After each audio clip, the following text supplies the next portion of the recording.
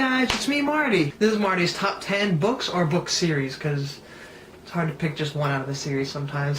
Alright, for number 10, it is the Left Behind Kids series. I'm sure a lot of you guys probably have never even heard of the Left Behind Kids series, and I know some of you have heard Left Behind just because of the movie that just came out recently, which I actually haven't gotten to see yet, but they actually did write it was more of a pre-teen series than a kids series, which was actually really good. There was some really good character development in it. They had some amazing characters, I should say.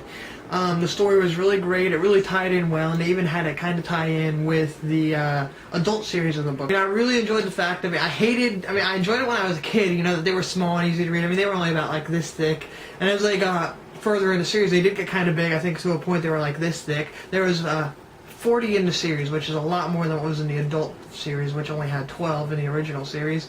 But it took me forever to get through all of them as I kept going, and I really would love to reread them again, but it's really hard to find them because I guess they weren't as big of a deal as the adult series, and not many people actually read them all. But if you guys have ever read the Left Behind series, you've ever been interested in it, and you wanted a young adult version of it, definitely look into Left Behind Kids. It is great story. The characters, in my opinion, are somewhat a little bit more relatable than the adult one. Maybe it's because they were written and I was the same age as the kids they were written about, so it was more easy to understand and, you know, see some of the situations that they were coming through.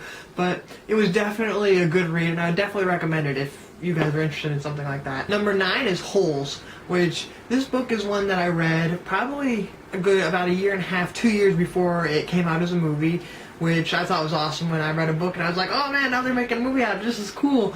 So, I mean, that was the neat thing. The other thing that I felt awesome about with that book was the fact that it was one of my first books that I read that was like, to me at least at the time, really long. I think it had like 60 chapters in it or something like that. I don't know, it's been a while since I've read it, but I remember it was longer than anything else that I've read at the time. And after I finished, I felt so accomplished and thought that it was, you know, so cool. Oh man, I read a book this big. Yay for me! I mean, I think at the time I was like 8 or 9, so that felt like a big achievement. Now it's like, whatever. I could finish that in a couple of days if I have the time.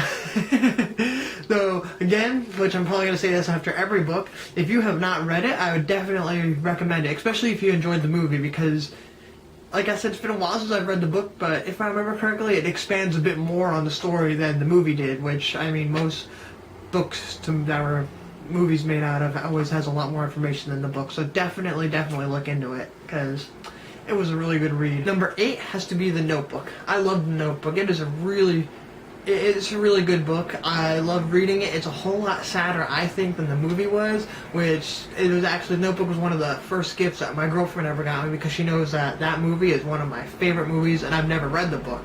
And she went and she got it for me and, you know, even wrote little notes in my copy of it before she gave it to me, so now it's like, oh, turn to this page, and, you know, she'd have like something like highlighted, underlined, and it was just really cute the way she did it. But I remember I was reading it at work just as I hit the end of it, and it was back when I waited tables.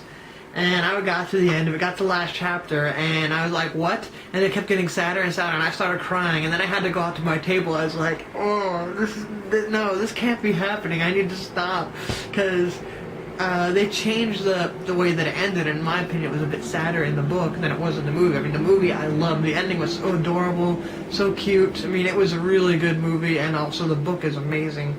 Again, definitely have to read it, especially if you love that movie and if you're into those sappy love story things like I am, because it is a phenomenal story. Alright, number 7 is Divergent, which is, I'm talking about the whole series here. For me, I really enjoy it. I hate how people say, oh, it's just a ripoff of the Hunger Games, because I don't think it is. I mean, I could see some major, I mean, there are similarities. I mean, there's the whole dystopian society thing, but besides that, there are some big differences that change the, you know, the way that the story is. I'm actually not quite done with the series yet. I'm still working on reading through Allegiant. I'm about halfway through the book, so no spoilers, please.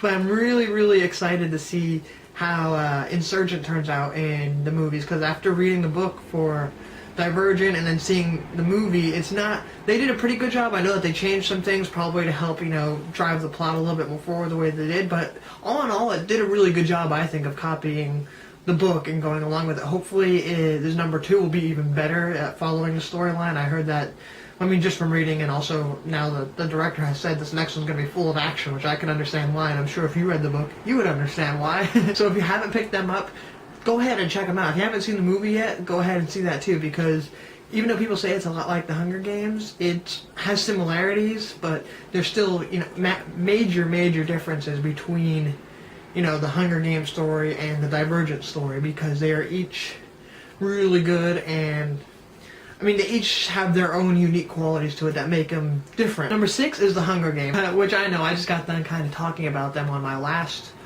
one when I was talking about the Divergent movies, but this one I really enjoy because, again, really good story. I'm pretty sure everybody has at least seen the Hunger Games movies. I'm really hoping to see the next one to see how well it does with copying the book. I know that Catching Fire did an amazing job. They barely took anything out and they barely added anything in. They almost followed it perfectly, which I thought was great. That was one of the best book-to-movie adaptations I have ever seen.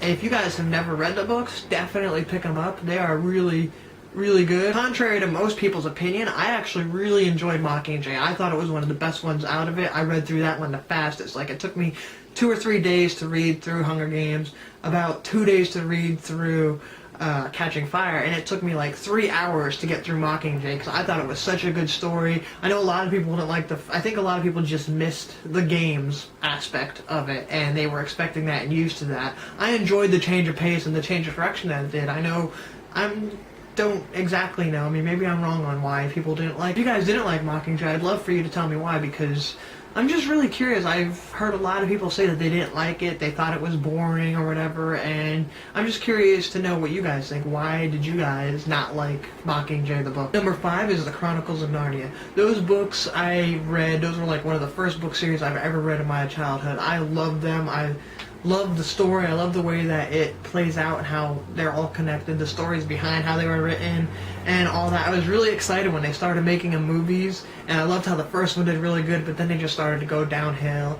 I don't know if they're actually going to be making any more ones. I heard that they were, but it's been in rumors forever. I really hope they continue because I still haven't made my favorite one out of the series into a movie, which is The Magician's Nephew. Which, if you haven't read that one, or any of the series, you really should, especially The Magician's Nephew, because that kind of sets up and gives you major backstory on the Lion, the Witch, and the Wardrobe. It tells you who the White Witch is, how she got there, how Narnia was made, more details on who Aslan is, and just all these other things. You get to learn where the wardrobe came from, who the old professor was in Lion, the Witch, and the Wardrobe. It's really, really neat, and if you guys haven't read them, I definitely recommend them, and I really, really hope they keep making the movies out of them because I miss seeing those movies. They were great. The next one is not even really a series, but you can kind of count as a series. It was number 4 is John Green book, which I know that's not really a series, but it was so hard to choose. Originally, when I wrote this list way back, I don't even remember when I came up with the idea to start doing these top 10s. I wrote it out, and all I read out of John Green's book was The Fault in Our Stars, which I love. But since then, I've read all the other ones, An Abundance of Catherines, Looking for Alaska, and Paper Towns, which it's so hard for me to choose just one. If I had to rank them, I think it would probably go Looking for Alaska, The Fault in Our Stars, and Paper Towns is almost a tie because it's so hard to pick between the two, and then An Abundance of Catherine would end up being last. I'm really, really excited to see the Paper Towns movie. I'm really hoping it turns out just as good as The Fault in Our Stars did because I love that movie, and I'll finally get to sit through and watch another John Green movie and not have to worry about crying at the end. So when Looking for Alaska comes by, I'm pretty sure everybody will have just as many feels for that as they did for The Fault in Our Stars. Maybe not, I don't know. Alright, the next one is the Left Behind series, the adult one, of course. That was one of the first adult series I've ever read the books for. I really, really enjoyed it. After they finished up the main series, they actually ended up writing 3 prequel books and 1 sequel book, which gave you a lot more, obviously, backstory on the main characters, and then told you what happened to them at the end of the last book, which I really enjoyed. I thought they did a really good job. I know a lot of people aren't into the whole Bible and movies thing and Bible and books thing, and will avoid it because it's related to biblical things, but I think that regardless of that, it still is really good and has a really good story. The guys who wrote it did a really good job to make it run parallel with the prophecies in the Bible, which again, I know that some people probably don't care about, but it's still really neat and let you learn some interesting stuff that you didn't know was in the Bible. Plus, it's again a really, really great story, gives you really great information on just how, what people think is going to happen at the end of the world, and just stuff like that. If you haven't read it, I would definitely recommend reading it, especially if you do start off with them. Don't give up on Left Behind, the first book, because it's kind of like when you read The Lord of the Rings. When you read The Lord of the Rings, you know, the first half of the first book is so slow. It's just like when you watch the extended version of the movies. It's just so slow. It's just basically all set up. Once you get past that point, it's basically really, really good, and it's just a driving like, this is awesome, this is intense, and you'll be on the edge of your seat. Trust me, you're gonna love it. The next one, which is something I actually did a video on before, is Hitchhiker's Guide to the Galaxy. That's number 2 in my list. I really, really enjoyed those books, as you guys know. It's one of my favorite science fiction books, and I haven't really read that many of them, but still, it's one of my favorites. I really enjoy, you know, the fun twist and the comedy in the science fiction, because you don't really find comedic science fiction much around, and this one was really fun. I really wish that they make another movie for it, even though I know it would have absolutely nothing to do with the books or the last movie or the movie before or any of the stuff that was done before, because that's just the way the books are and the story is in general, as I've told you guys before. Alright, and the very last one, my number 1 favorite book series is Lord of the Rings. I personally love the Lord of the Rings. As you guys know, you've heard me talk about it before on another one of my videos, how I love the world of the Lord of the Rings, how I love all the backstories, how I've read, you know, more than the Lord of the Rings, more than Hobbit, the Silmarillion, like all that. It's just so good. It's such good backstory. It's such fun story to think that one person came up with all that stuff out of their mind. Like, I wish I could be that creative. You know how amazing it would be coming up with languages, backstories, histories of an entire world.